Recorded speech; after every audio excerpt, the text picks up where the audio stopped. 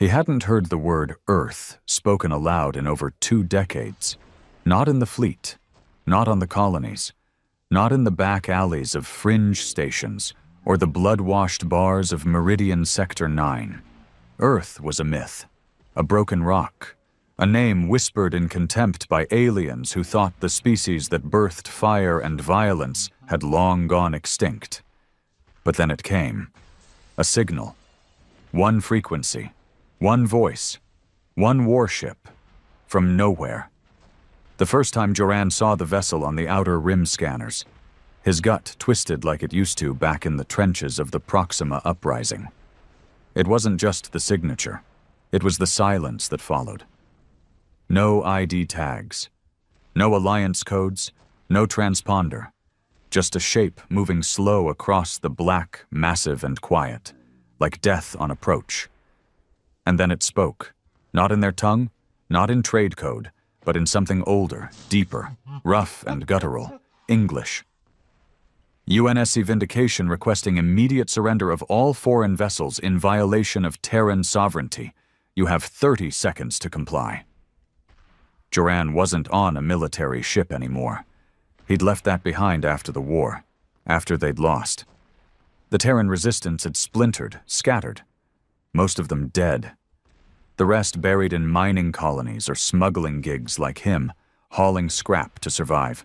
Heads down so the Dominion patrols wouldn't bother scanning too close. He remembered sitting in the cockpit of his rust bucket freighter, just orbiting out of Greel 2, when he saw the first light. It wasn't like anything he'd seen before. Not alien tech, not Syndicate, not the Dominion's polished, soulless dreadnoughts. This ship moved like it wanted to be seen, like it wanted to be feared. And when the Vindication fired, the sky broke. He watched, frozen, as the Dominion's forward assault fleet, 11 ships in formation, turned to ash in 9 seconds. 9 seconds. That wasn't war.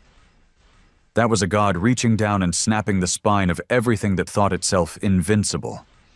Panic spread fast across comms. Distress beacons, emergency codes, orders screamed in 50 dialects. No response from the warship. No follow-up.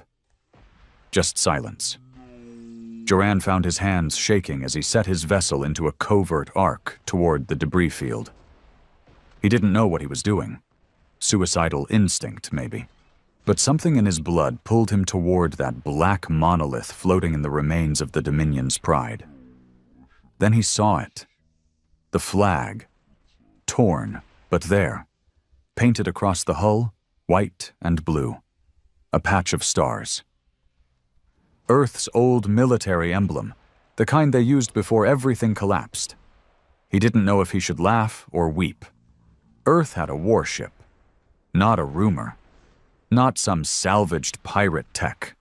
A full-sized, still operational Terran supercarrier, fitted with weaponry that should have been outlawed by 10 galactic accords. Weaponry no human resistance group could have built in 1,000 years. So where the hell had it come from? More importantly, why now?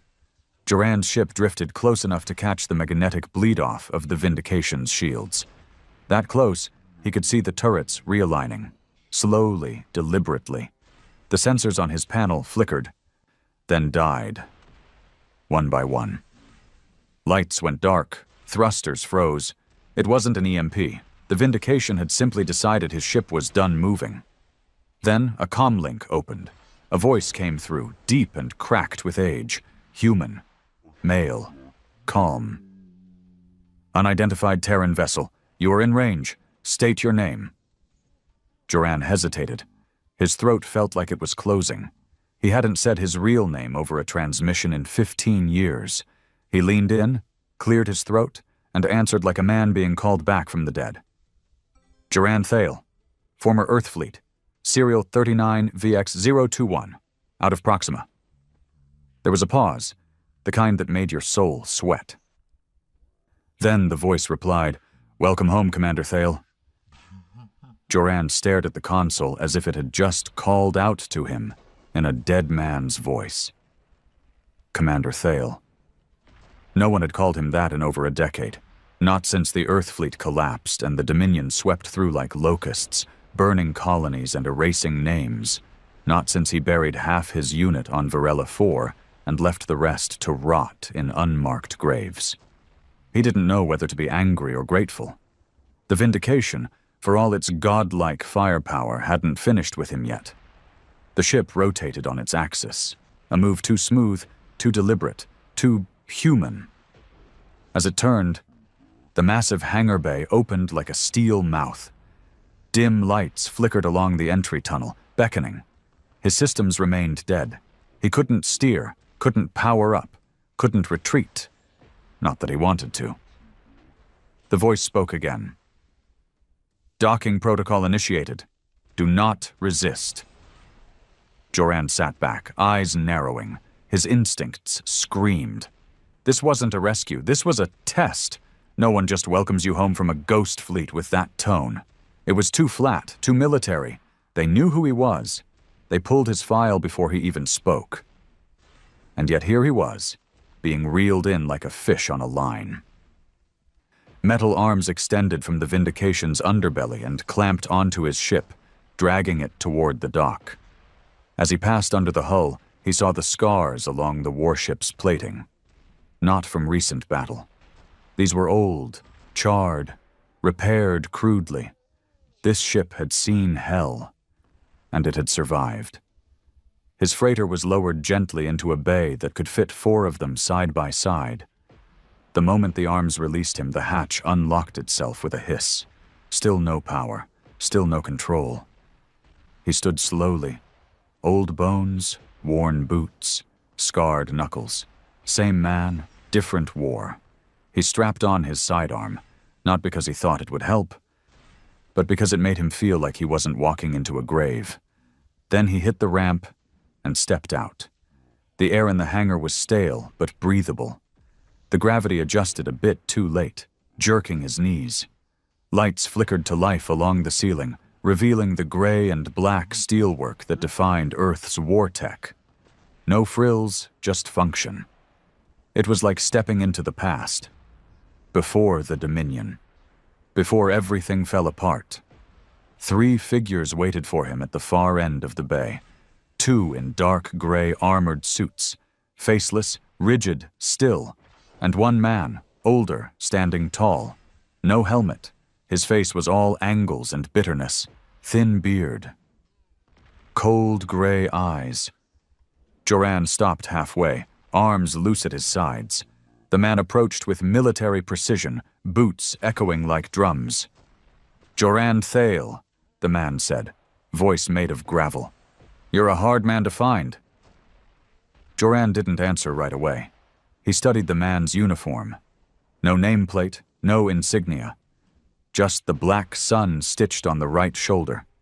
He remembered that symbol from old resistance chatter. Rumors. A rogue Terran faction. Ghosts operating beyond the edge of known space. Supposedly wiped out. Apparently not. "You gonna shoot me or ask me why I'm still alive?" Joran asked. The man's mouth twitched, somewhere between a smirk and contempt. "If I wanted you dead, you wouldn't be breathing. We need men like you." "You sure I'm still that kind of man?" "You survived Proxima. That counts." "Proxima broke everyone?" "Good. Then you're exactly what we need." Joran felt his heart ticking faster. He hated recruiters, hated speeches. But something about this didn't feel like a pitch. This wasn't an offer. It was a summons. The man gestured for him to follow. "I'm Commander Rain, operational lead of the Vindication. You're not here by accident. You were pulled in because the system flagged your ID code. Deep Earth priority." "Deep Earth's dead," Joran muttered. Rain didn't stop walking.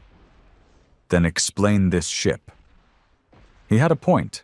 They passed through reinforced corridors that looked barely maintained, rust in corners, plating warped from internal heat, the ship's guts showing in places. And yet, it was alive. The hum in the walls, the low pulse of power. It wasn't a derelict. It was a monster sleeping with one eye open. "We've been off the grid for 22 years, Rain said, operating from the Kuiper Outlands. Subspace folds, untraceable jumps, deep cover." He paused, looked over his shoulder. "While the rest of humanity fell to its knees, we prepared." "For what?" Joran asked. Rain turned sharply into a large chamber. One side of the room was a display wall, showing real-time data, Dominion patrol routes, trade sectors, Terran refugee movements. The other half held a round table surrounded by 8 chairs, 2 already occupied, a younger officer in medical garb, and a woman in tactical armor, scar across her jaw, arms folded tight. Rain didn't introduce them. He tapped the display and pointed to a blinking red system near the outer rim. 3 days ago, he said, the Dominion intercepted a civilian Terran freighter near Bastion 7. No contraband, no resistance. They boarded anyway, executed everyone on board, a warning, a statement. Joran's jaw clenched. "They're escalating," Rain said. "They want to break every last trace of Earth's name." Joran looked at the star map. "So, you want to retaliate?" "We already did." Rain zoomed out on the map. "You saw it happen," he continued. "That wasn't a warning shot. That was justice. And now?" He pointed to the right side of the map, where dozens of Dominion signals were converging. "Now they're coming." Joran turned to him slowly. "Then why pull me in? You think I can help?" Rain didn't blink. "I know you can." The woman finally spoke. Her voice was steel on bone. "Because you led Omega Battalion on the siege of Carthus 9, held the line with no reinforcements. Your men lasted 7 days. You pulled out 17 survivors. That makes you a relic, but a dangerous one." Joran gave her a sideways glance. "And what are you?" "Recon Division. I kill myths before they grow teeth." "Charming." Rain stepped between them before sparks could fly. "This isn't a recruitment, Thale. This is a necessity. The Vindication isn't fully crewed. We're running on ghost protocols." "You know Earth fleet procedures better than anyone we still have." "What do you want me to do?" Joran asked flatly. "Command a strike wing." Joran laughed once. "I haven't led anything in years." "Then it's time you remembered how." There was silence in the room, thick and heavy. Joran walked slowly to the edge of the display wall, watching the Dominion signals swarm like flies. "You strike them again," he said, "and they'll retaliate harder. They'll turn this sector into ash." "We're counting on it," Rain said. Joran turned. "You want war?" Rain's eyes burned. "I want fear. I want every Dominion officer to hesitate before they touch a Terran ship. I want the galaxy to remember that Earth never yielded, that we went dark so we could strike from the shadows." It was madness, and it made Joran's blood run hot with something he hadn't felt in years. Pride. The Dominion thought Earth was gone, that humanity had accepted its place beneath the heel. But here, on this ship, in this forgotten corner of the stars, they were sharpening the blade. Rain stepped closer. "We can burn quietly for another 20 years, or we can break the silence now and remind them who we are." Joran looked around the room. The battered steel. The people willing to die in it, the ghosts of Earth's past clinging to the walls. He nodded once. "Then I'll need a wing, and a warbird that still flies." Rain smiled, grim and satisfied. "We've got something better." An hour later, Joran stood before his new vessel. It wasn't polished. It wasn't pretty. It was ugly, brutal, covered in patchwork plating and stripped Dominion parts. 2 reverse-thrust engines, dual plasma lances, and something mounted under the hull that didn't belong to any known species. "Experimental tech," the engineer explained, walking him through it. "Reverse-engineered from a crashed Qatari dreadnought." Fires a gravitational inversion pulse, not stable, but fun. Joran stepped into the cockpit. Everything came back like muscle memory. Switches, controls, HUD. He sat down, ran a systems check, watched the engine purr to life. A message flashed on the screen. Wing designation, Scorpion 1, operational status, Vindication protocol enabled. He exhaled slowly. Outside, the Vindication's hangar opened. Stars spread across the black like spilled salt. Rain's voice crackled through comms. "Scorpion Wing, you are cleared for launch." Joran tightened his harness, hand hovering over the throttle. This wasn't just a mission. It was a resurrection. As the engines flared and the hull rattled, he muttered 4 words under his breath. Soft, bitter, but sure. Earth is not finished. And then he launched. Joran had flown death before. He'd piloted gunships through asteroid storms, navigated through orbital sieges with Dominion lasers peeling paint from his hull, and led men into doomed battles because someone back home needed another propaganda victory. But none of it felt like this. The cockpit of Scorpion 1 hummed with raw energy, and beneath his hands the controls trembled like they couldn't wait to kill something. The ship wasn't a vessel. It was a predator.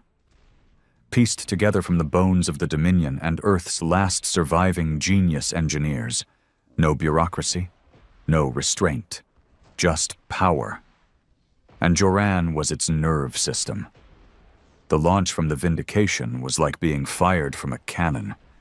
He burst into the black, followed by 5 more fighters, each cobbled together like war-born mutants.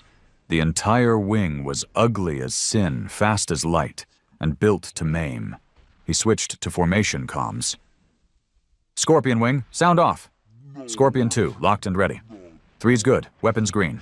4 here, nice ride you got us, boss. 5, flight path synced. When 6, let's make 'em bleed." Voices, human, some old, some young. All of them carried something in their tone, something Joran hadn't heard in years. Purpose. He took a breath. "Our target is a Dominion forward relay station orbiting Arceus Prime. Automated defense grid. 1 cruiser docked. Minimal ground presence. Rain wants it gone. He wants them rattled." "Copy that," Scorpion 2 said. Shock and awe. Joran's eyes narrowed as the stars bent around him in subspace fold. No awe, just shock. The jump was brutal. No Dominion hyperlanes, no safety corridors. Earth's tech used old wormhole architecture repurposed from stolen alien tech. Efficient, unstable, and prone to snapping pilots' bones if they didn't brace right. But Joran held firm. When the black peeled away, Arceus Prime loomed beneath them like a rotten marble. Dark green atmosphere, oily oceans, storm systems flashing like slow lightning. The relay station hung above it, a skeletal ring tethered to an orbital spine. Alien tech, too pristine, too arrogant. A Dominion patrol cutter drifted nearby, engines idling, unaware. Good.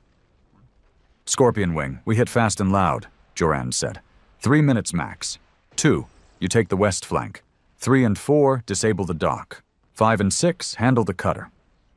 "What about you?" someone asked. Joran's lips curled into something cold. "I'm going through the front door." And then he dove.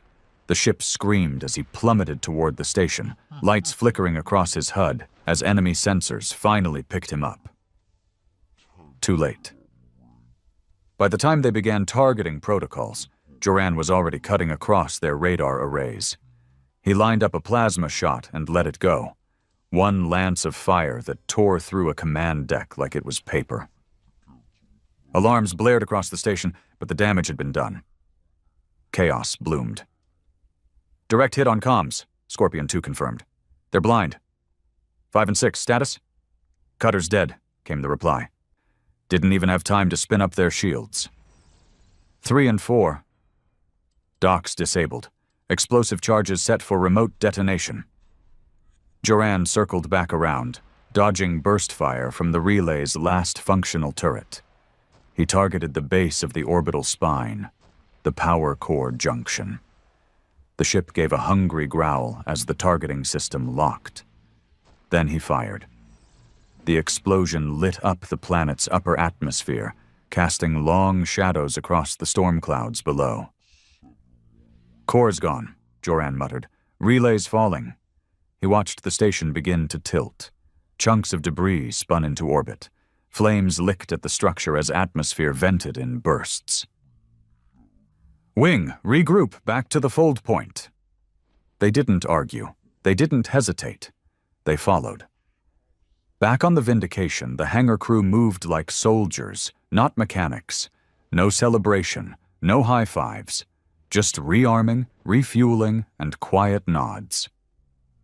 They'd won. But this wasn't a war where you cheered after one hit. It was a message, and the whole galaxy would hear it. Rain stood waiting near the docking ramp, arms crossed, face unreadable. "Well done," he said. "They'll feel that one." "They'll do more than feel it," Joran replied. "They'll come for us." "I hope so." Joran studied him. "You really want to bait the Dominion?" Rain shrugged. "They're not used to being punched, especially not by ghosts." He walked beside Joran as the crew moved around them. "This isn't a war of attrition," Rain said. "We're not here to retake planets or liberate sectors. We're here to remind the galaxy that Earth never died. And the more we bleed them, the more others start to remember what it meant to be human. You're building a rebellion. I'm building a reckoning." Joran didn't argue, but the silence that followed left room for doubt. That night, he couldn't sleep. Not because of fear. He didn't feel fear the same way anymore. It was more like the hum of static, always present, never quite overwhelming. It was the silence that haunted him. He stood in his quarters, staring at an old photo tucked inside his wrist guard. A woman and a boy. Smiling. Back before Proxima. Back before he stopped believing in happy endings. They were gone now. Burned in the same fire that took his faith. But something about the Vindication stirred the ashes. He slipped the photo back and walked out. The ship was quieter at night, though time didn't matter out here. No stars to mark the hours, just the low thrum of engines and the distant mutter of generators keeping life in the bones of this beast. He walked the upper decks, past sealed hangars and locked compartments. The deeper he went, the older the ship seemed. Less repaired, less cared for. Until he reached a section marked Project Remnant, authorized access only. No guards, no cameras, just a sealed door.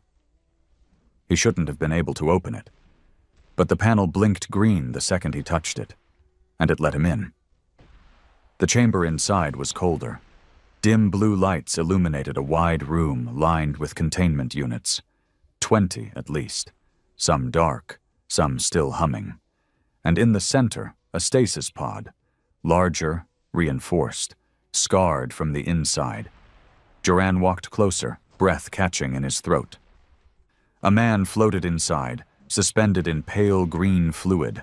Wires through his spine. Mask across his face.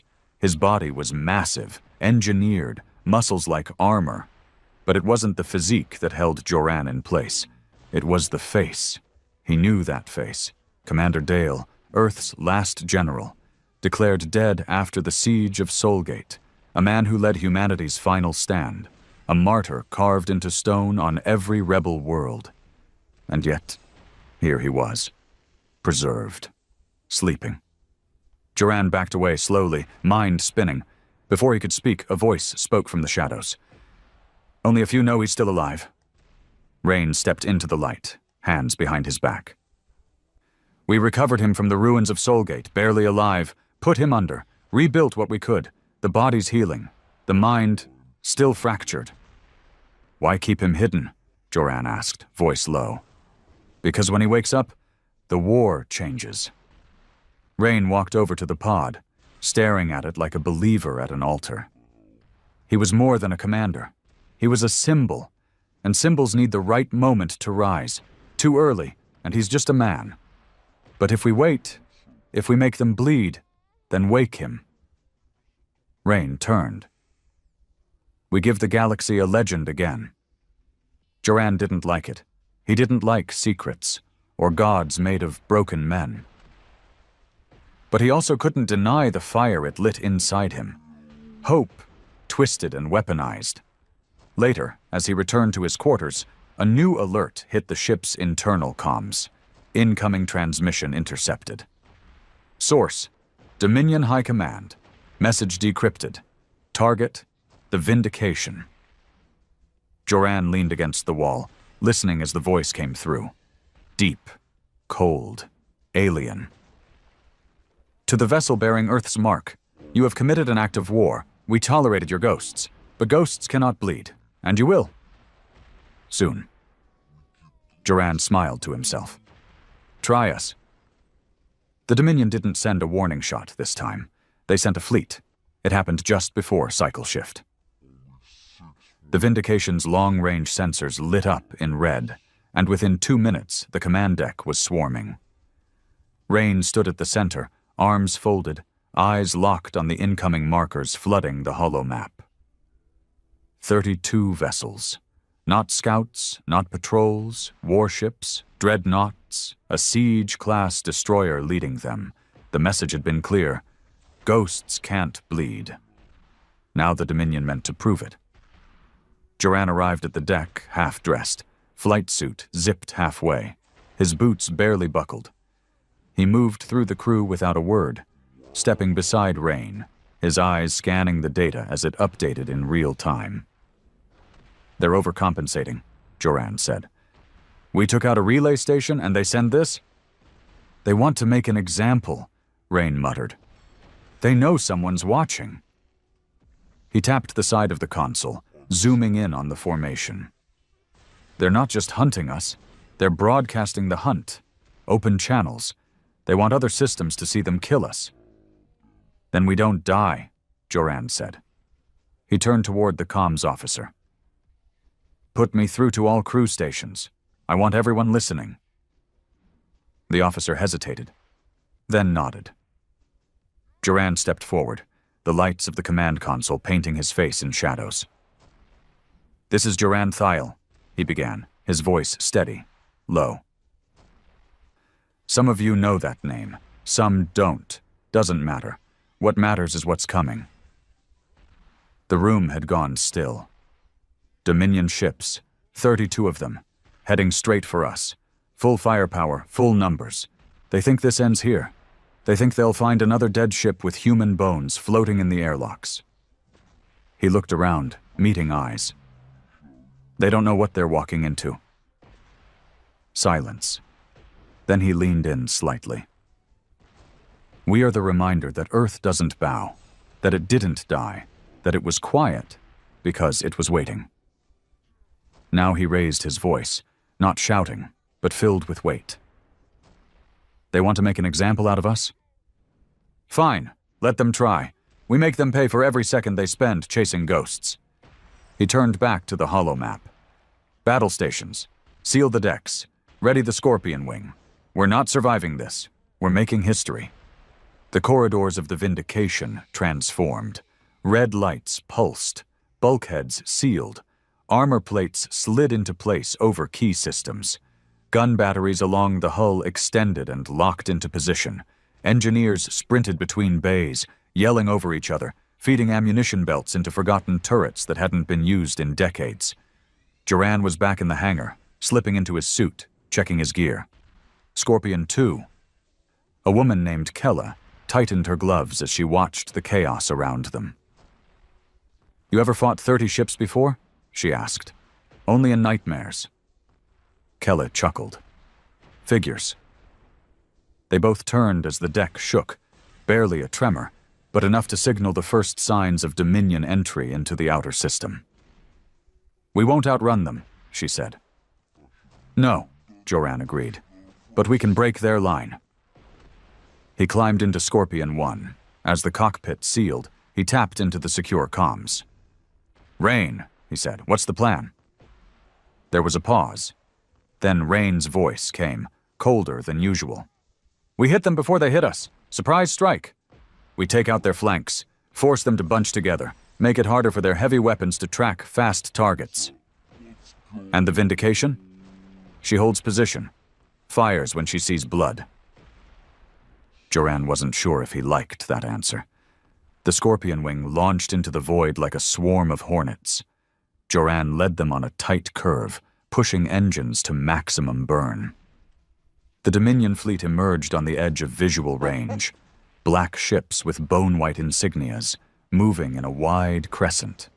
Cold, precise, arrogant. "Keep comms tight," Joran said. "We want them confused, not entertained." Then he dove. His ship streaked past the forward line of Dominion vessels, skimming just above their sensor dome, before banking hard into the underbelly of a cruiser. He fired once, just once. A plasma bolt tore into the ship's shielding array and detonated the engine conduit. The Dominion vessel buckled like a dying beast. Just like that. "Target down," he called. The rest of Scorpion Wing followed. The stars lit up with streaks of red and blue as both sides fired blindly into the chaos. The Vindication remained distant, silent, looming, waiting. Joran knew what Rain was doing. He wanted them to overcommit, to pull too close. He wanted to trigger the trap, but something felt wrong, too easy, too smooth. "3, what's your status?" "Engaged. Took light damage, no critical. Wait." Static. 3, nothing. 4, report. 3's gone. Hit by something. Fast.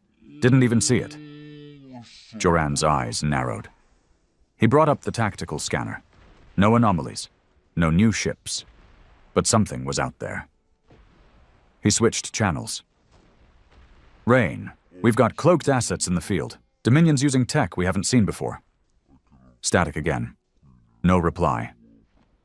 The line was still active. Rain had heard him, but he didn't answer.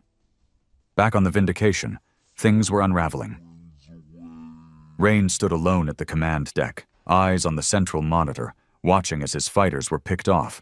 1, 2, 4. Precision kills. Not like Dominion strategy at all. They weren't attacking in waves. They were hunting. A junior officer ran up behind him, panicked. "Sir, we've picked up an anomaly near the lower hull. Something's attached. External structure breach detected." Rain turned slowly. "How long ago?" 6 minutes? And he hadn't been notified. That shouldn't have been possible. He tapped into the shipwide logs. Manually. And that's when he saw it. A command override. Level 9 authorization. Not his. Someone aboard the Vindication had disabled early warning protocols. Someone wanted them blind. Joran was still flying when his HUD went red. Not damage. Something else. Warning. Proximity interference detected. He blinked, looked to his left. Out of nowhere, a black shape uncloaked. Long, needle-like. No lights, no signature, but unmistakably Dominion. It shouldn't exist. The ship darted toward him, and Joran yanked hard left, feeling the strain pull at his ribs. Plasma flared past his wing. His ship spun, and he barely corrected before firing 2 blind shots over his shoulder. One struck. The enemy vessel peeled off, smoking. 6. Cover me. On it! 6 exploded. Just like that. Joran's hands slammed the controls. "Rain, respond! We're getting cut to pieces. Where the hell is support?" Nothing. He switched to General Fleet comms. "This is Commander Thale. Dominion is deploying stealth-class interceptors. We're compromised. I repeat, we are compromised." The Vindication finally moved. Turrets rotated. Cannons charged. And then, the main cannon fired. But not at the Dominion. It fired at Joran. The shot missed. Barely. It wasn't a kill shot. It was a warning. Joran spun his ship back, fury boiling in his throat. He opened a direct channel. "Rain, if you're still breathing, You better start explaining." And Rain answered, cold, calm. "I gave you a war, Thale. You just didn't ask who the enemy was." Joran went still. "What did you do?" "I lit the match, that's all. The Dominion's been soft since Earth fell, arrogant, comfortable. They needed a reason to be afraid again. You sacrificed our people." Rain didn't deny it. They died for something that matters, for the future of humanity. Joran's jaw tightened. "You're insane." "I'm necessary." The comm cut, and every Dominion ship turned and stopped firing. They went still, as if someone had flipped a switch, and Joran understood. Rain hadn't just planned this strike. He'd coordinated with the enemy. Not all of them, just enough. A faction, a deal. Let us bleed. Then we rise together. Back on the Vindication, internal alarms sounded, but no one was running, because most of the crew already knew. They weren't Earth loyalists. They were remnants, followers of a new order, Rain's order, and the rest, those still loyal to the old Earth, were being purged one by one below deck. Joran knew he had one chance. He veered hard toward the flank of the Vindication, flying low under its belly. Lasers tracked him. Turrets fired. He didn't dodge. He activated the Qatari pulse cannon, that unstable alien tech strapped beneath his hull. The charge built. The ship groaned. Lights flickered. Then he released it. A wave of gravitational distortion hit the Vindication's lower decks, frying systems, bending steel, shorting power grids across 3 compartments, enough to disable her guns, enough to buy time. He pulled away as fire spilled from one engine vent. "All remaining Scorpion pilots, if you're still alive, disengage. We're compromised. The Vindication is not what we thought." Only Kella answered. "Copy, heading your way." Later, hiding in a magnetic storm just off the wreck field of Archeos, Joran stared at his display, listening to static. The war had changed. This wasn't humanity versus Dominion anymore. This was worse. This was betrayal. And Rain. He'd built a war not to win back Earth, but to remake it in his own image. Joran would stop him, even if it meant killing every ghost that still flew the Terran flag. Joran hadn't slept in 30 hours. Not because he couldn't, because he wouldn't. The moment you rested out here, something found you. A heat signature. A flicker of comms noise. A forgotten locator ping that hadn't been scrubbed properly. That was how the Dominion hunted during the Purge Wars, through exhaustion. They didn't need to kill you fast. They just needed you too tired to run. He leaned back in the pilot seat of Scorpion 1, a nutrient tube between his teeth. Not because he was hungry, but because it gave him something to bite. Across from him, Kella floated in the co-pilot's jump seat, curled into a half-sleep, boots still on, pistol strapped to her thigh. The hangar was gone. The Vindication was no longer home. They were drifters now, just like old times. Only now, the enemy had their face. The silence was broken by static. Then a voice. Kella's eyes snapped open. "Repeat. Emergency broadcast. Unencrypted. Multiple sectors receiving." Joran patched the feed through. It was a Dominion voice. One of their diplomats. Neutral tone, condescending diction, all synthetic calm. A rogue faction operating under the Terran designation Vindication has committed an act of destabilization. The Dominion High Council has terminated joint negotiations and withdrawn recognition of all remaining Earth-aligned refugee planets. Effective immediately, systems harboring Terran survivors will be treated as insurgent collaborators. Joran muted the broadcast. Kella sat up slowly. Well, Rain got what he wanted. Joran didn't reply. His hands rested on the controls, knuckles white. "He burned every bridge left," she said. "Now every Terran outpost, Every colony that's been hiding under Dominion radar, they'll be exposed, targeted, executed. He doesn't care, Joran muttered. He never did. What does he care about? Joran exhaled, long and slow. Legacy. They landed on a forgotten relay moon called Arendex 7, a dead speck of dust between systems. The place had once been a covert storage depot during the fall of Earth Fleet, a kind of emergency bunker for evac data cores, off-the-record logs, Black Ops project backups. If the Dominion knew about it, they hadn't found it. Yet. Joran led the way down the narrow descent ramp, rifle in hand, boots crunching against red-gray gravel. The wind here didn't howl. It groaned, like it was tired of being ignored for so long. Kelly scanned the surface. You sure this is the place? Level 5 asset in my Earth Fleet days, he said. I used this drop point once, before Proxima. It was a ghost then. Should still be now. They reached the hatch, a metal door half buried in rock. Kella helped clear debris while Joran used a cracked wrist console to reroute the signal pulse. It took a minute, then the door clicked. They went inside. The bunker was still functional. Dust coated the floors, lights flickered. Old Earth tech, pre-collapse, still somehow humming with backup power. They moved slowly, weapons raised until they reached the central archive chamber. It looked like a crypt. Dozens of data vaults lined the walls.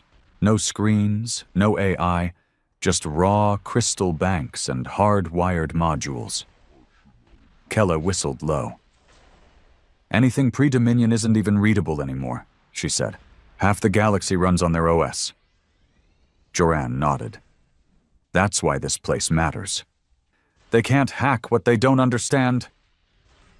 He stepped toward the core console and began connecting his suit's uplink.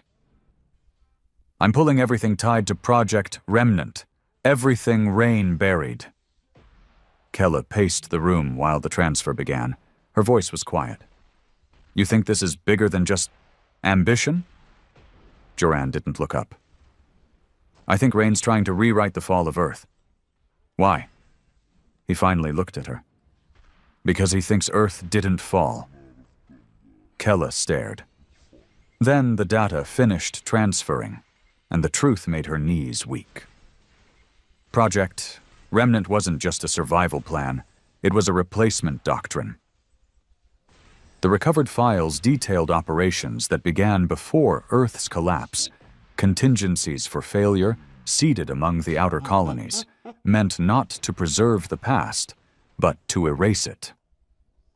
Every major Terran command officer had a psychological profile on file.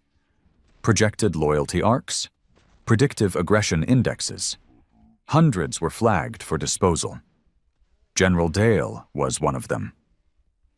Kella scrolled through the footage of Dale's last battle, the siege of Soulgate. But the angle was new. This wasn't from the fleet's records. This was from Rain's ship.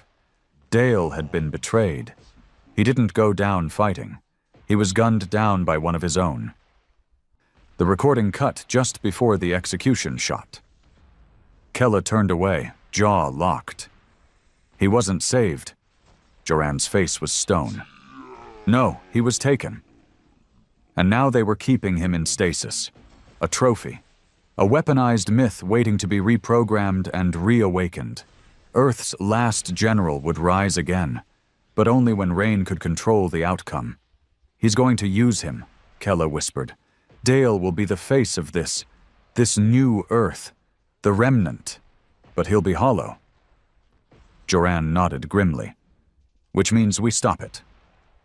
They left Arendex 7 with the data files and the coordinates of a covert Terran listening post, one still off the Dominion grid. A chance to regroup, maybe even recruit. But Joran knew time was short. The Vindication had gone dark, not hidden. Waiting, he could feel it. Do you think Rain knows we're still alive? Kella asked as they made the jump to the next system. Oh, he knows, Joran said. He just hasn't decided how to kill us yet. She leaned her head back against the seat. Then we hit first. He glanced at her. That wasn't a question. It was war logic. He approved. The listening post was hidden on an ice moon, embedded beneath a frozen sea. They approached low, engines quiet. The outer beacon recognized Joran's command ID instantly. Someone was still out there. Inside they found 7 survivors. Old resistance, engineers, a few ex-Earth Fleet operators.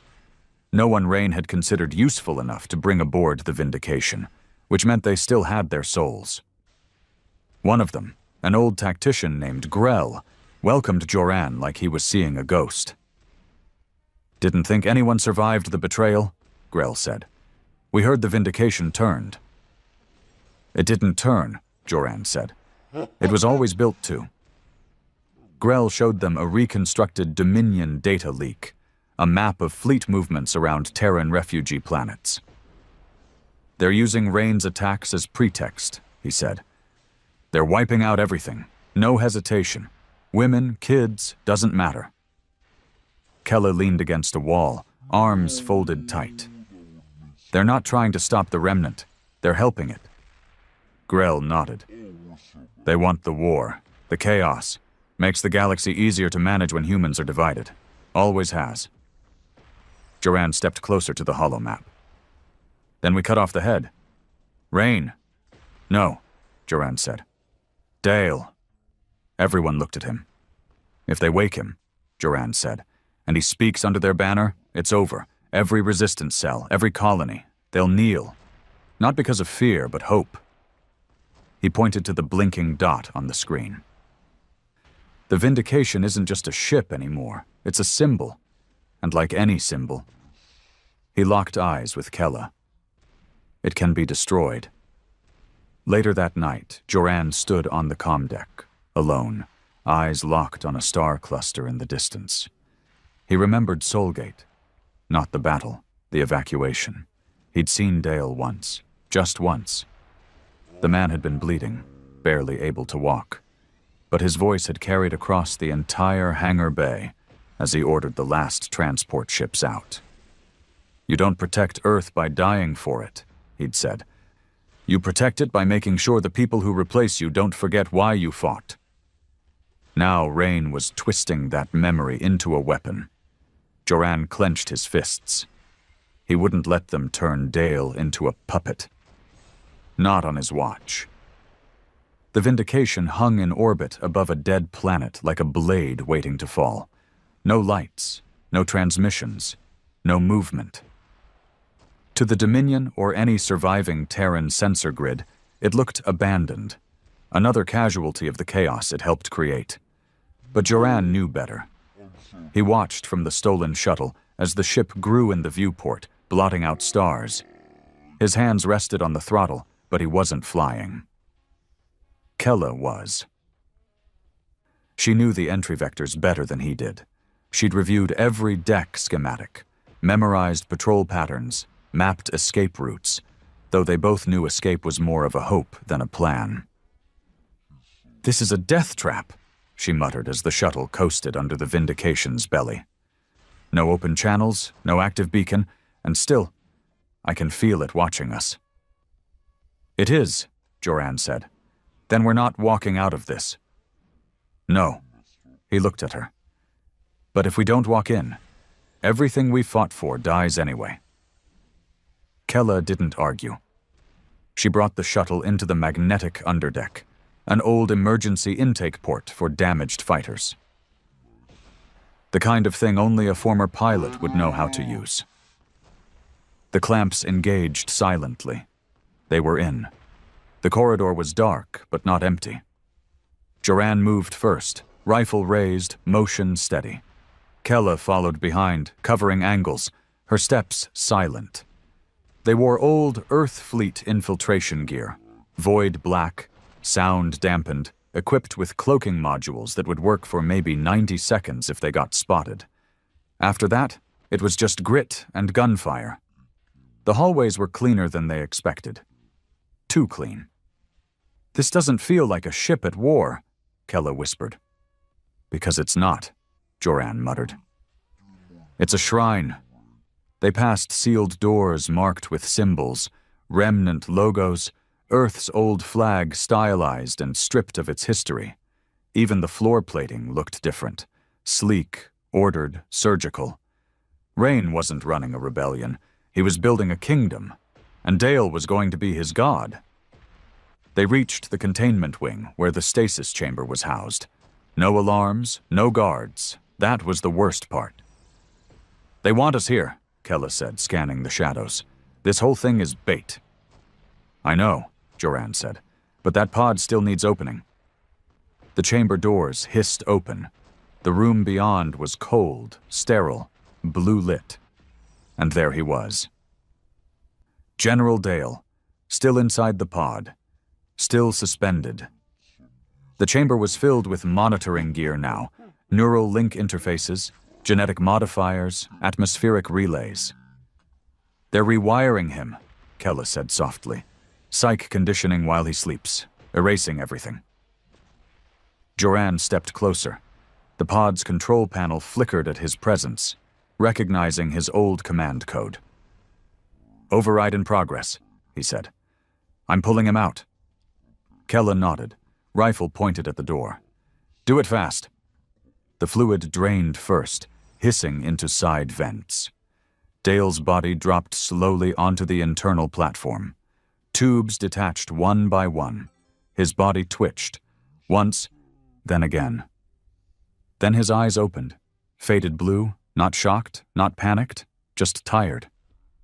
He sat up with effort, looked around, locked onto Joran's face, and spoke in a rasp. What year is it? Joran stepped forward. Too late for the Earth, you knew, but not too late to stop what they've turned it into. Dale's jaw worked as he tried to find his strength. They told me it was gone. It is. What they built from its bones isn't Earth. It's a weapon wearing its skin. Daiho looked around the room. Rain. Still alive, Joran said, but he's not your lieutenant anymore. He's the architect of something worse. Dale lowered his legs off the platform, trying to stand. He almost fell. Kella caught him. Easy, General, she said. He nodded once.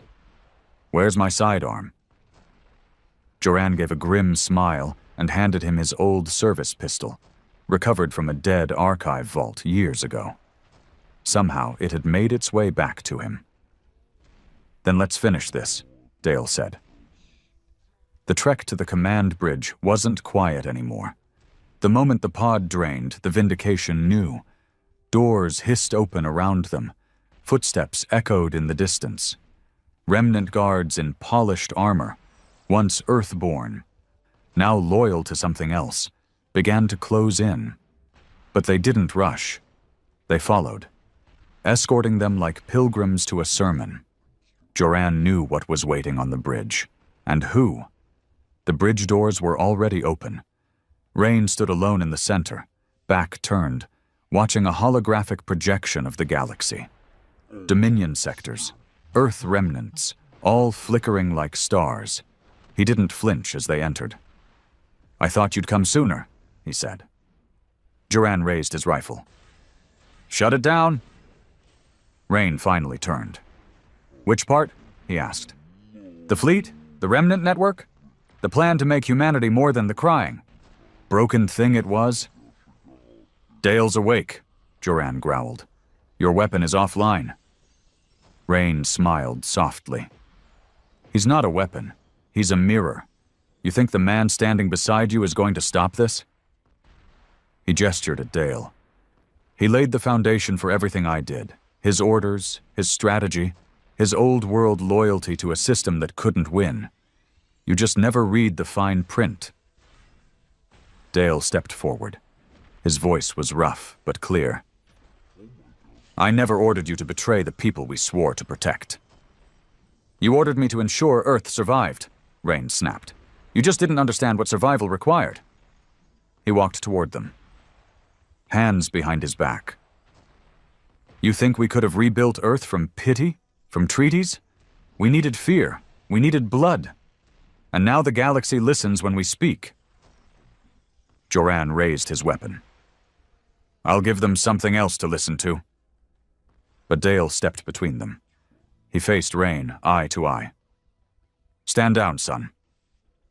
Rain's face flickered, just once, with something human. Then it was gone. No, he said, and with a flick of his wrist, the doors slammed shut. Alarms blared. Joran grabbed Kella and pulled her into cover as turrets emerged from the ceiling.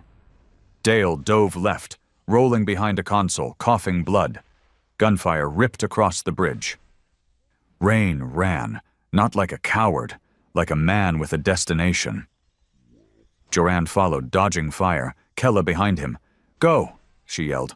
I'll cover Dale. Joran didn't argue. Rain sprinted through the upper decks toward the central core room, the heart of the Vindication, where every override, every launch code, and every purge command resided.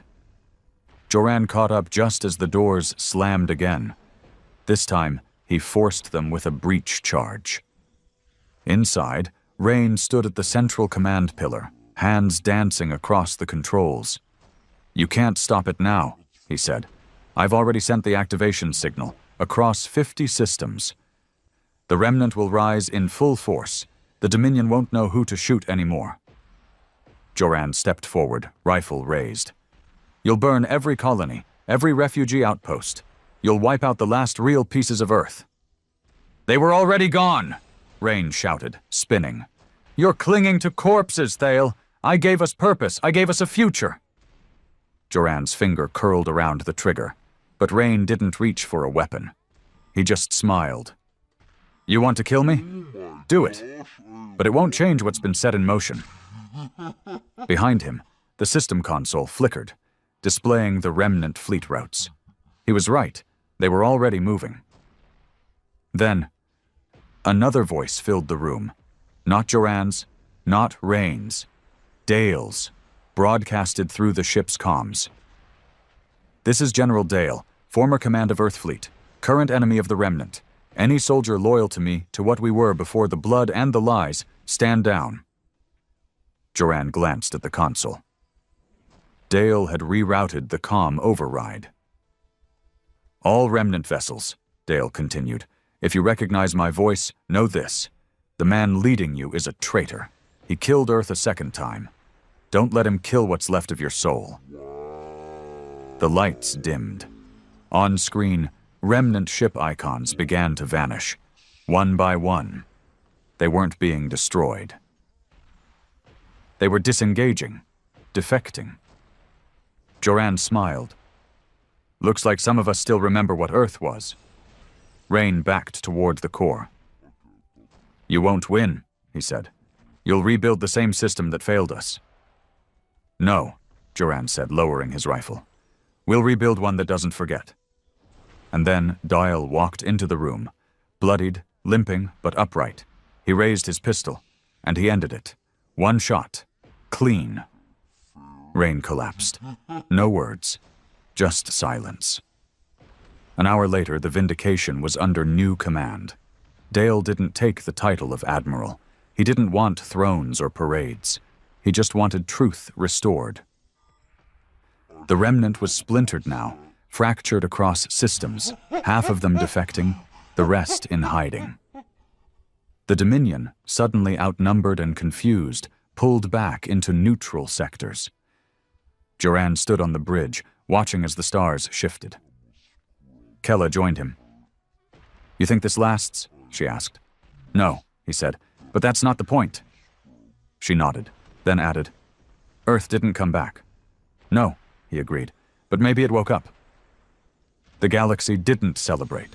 No parades, no declarations, no waving of forgotten flags. When the Remnant fractured and Rain died, most systems didn't even notice. A dozen fleets went dark. A few key Remnant colonies declared independence within hours. The Dominion suspended their aggression, but didn't retreat. They watched, waited. The Vindication remained in orbit over a neutral moon, quiet, damaged, still alive, and so was Joran Thale. He stood in what used to be Rain's personal command chamber. The room was cold now, stripped bare. Every databank wiped, every screen black. The map of Rain's dream no longer glowed here. Just silence. He placed a datapad on the table, full of logs, half of them still decrypted. Evidence of everything. The genetic projects, the planned purge of loyal Earth fleet officers. The assassination orders buried under strategic deniability. Rain hadn't just betrayed Earth. He'd planned it all from the beginning. Everything we fought for, Joran muttered, turned into this. Behind him, Kella leaned against the wall, arms crossed. Some of us were still fighting for the right thing, she said. He turned, eyes tired. And did we win? She didn't answer. Didn't have to. General Dale was in the medbay, refusing full region treatment. He said if he was going to lead, he needed the pain. He looked like death. Gaunt, weaker every day, but his voice hadn't lost its power. "You've seen the defectors?" he asked Joran when he visited. Joran nodded. "Almost half the remnant fleet rerouted after your broadcast. We're getting signals from old colonies, some offering support, some just watching." Dale coughed, wiped blood from his lip. "They're afraid," he said. "Not of me, of Hope." Joran sat beside the bed. He didn't know what to say to that. "You think we broke the Dominion's grip?" Dale asked. "No," Joran said. "We cracked it, that's all." Dale closed his eyes. "Good. That's how fire starts." Later, on the lower decks, Joran walked through the hangar alone. Scorpion 1 had taken heavy damage in the battle. She was patched together now, barely flight-worthy. He ran a hand across her hull. "You're still breathing too." He wasn't sure if he meant the ship or himself. Kella found him there an hour later. "Grell's calling a summit," she said. "What's left of the Terran fleet, refugee leaders, civilian survivors, engineers, exiles, everyone who still gives a damn." "When?" 3 days, Outpost 9L. He nodded. She waited a beat, then asked what had been waiting in the air between them for days. "You going?" Joran didn't answer right away. He sat down on a metal crate and leaned forward, elbows on knees. "I'm tired, Kella. Everyone's tired." "No, I mean, in my bones. Like it doesn't end. I kill the enemy, then I kill the traitor, then I kill the idea. But the fire never goes out. There's always something else burning." She walked closer, sat beside him. "The fire's part of it," she said. "But it's not all of it. Not anymore." He looked at her. "What are we even building now? Earth's dead. Rain tried to raise it like a corpse puppet. Dale's too broken to stand for long. We've got pieces of ships, fragments of truth, and ghosts in our lungs." Kella leaned forward, too. "Then maybe it's not about rebuilding Earth." Joran squinted. "What then?" She smiled, faint, sharp, bitter. "Maybe it's about replacing it." 3 days later, Joran landed on Outpost 9L. It wasn't much, just a salvaged station orbiting a gas giant in the uncharted rim. The place smelled of grease and old failure. But it was full, packed. Hundreds of humans, no longer hiding. There were soldiers in mismatched uniforms, pilots with unregistered wings, engineers with old fleet patches sewn beside pirate logos, families wearing scavenged armor, children staring up at Terran flags like they didn't even know what they meant. Joran walked through the halls, silent, eyes scanning every face. He saw grief, he saw scars, but he also saw defiance. They weren't beaten. Not yet. The summit was held in a large cargo chamber, converted into a forum. Everyone stood. No chairs, no tables. This wasn't a meeting of equals, it was a reckoning. Grell opened the floor. A few spoke. One man argued for isolationism. "Let Earth stay buried. We're alive because we ran. We stay that way by staying hidden."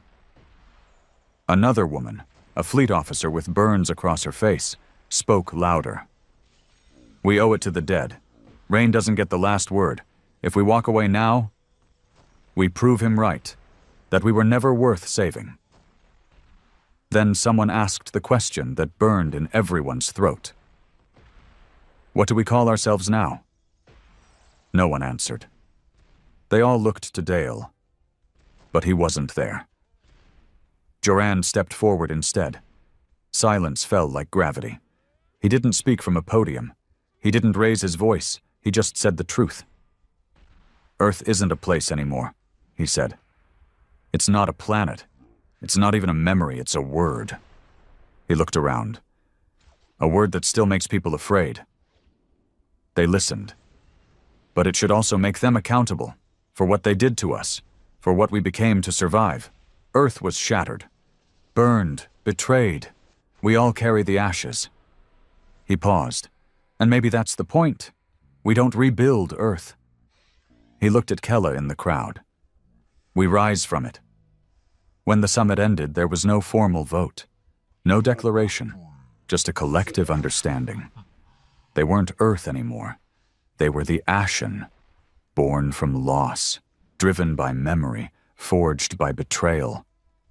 Back on the Vindication, Joran returned to the bridge. Dale was waiting, thinner, weaker, but still alive. "I heard your speech," he said. Joran smirked. "Thought you were resting." "I was, but someone had to make sure you didn't screw it up." He held out a data pad. "Then make it official." Joran frowned. "What's this?" "Transfer of fleet authority." Joran took a step back. No, you're still—" "I'm not," Dale said. "I'm a symbol, that's all. And I don't want to become a martyr again. Symbols get twisted.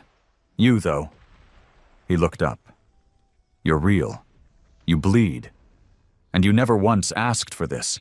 That's what makes you dangerous." Joran stared at the data pad. He didn't reach for it. Not right away. He wasn't sure he deserved it. But in the end, maybe that's what made him the right choice. He took it. And signed. The Vindication launched 2 weeks later. No longer a ghost ship. No longer under Rain's control. Joran stood at the helm. Not a hero, not a savior. Just a man with too many scars and a fleet full of broken people who still believed in something. He didn't know where they were going. He didn't know what was waiting.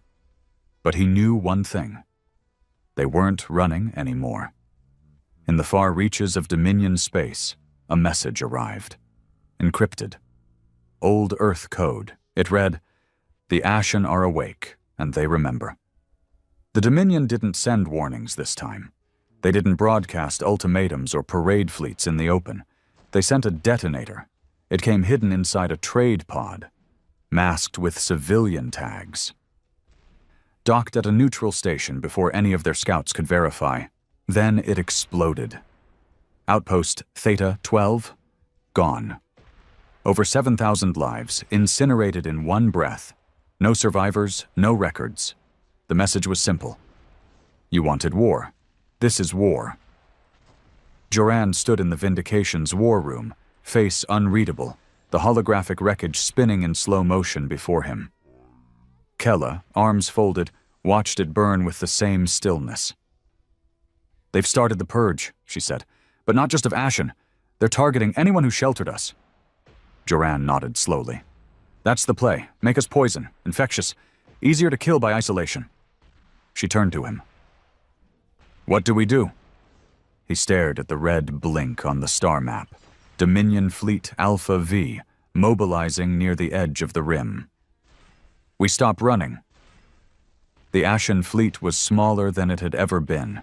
Between Dominion strikes, internal fractures, and desertions, barely 30 ships remained, scattered, scarred, undercrewed.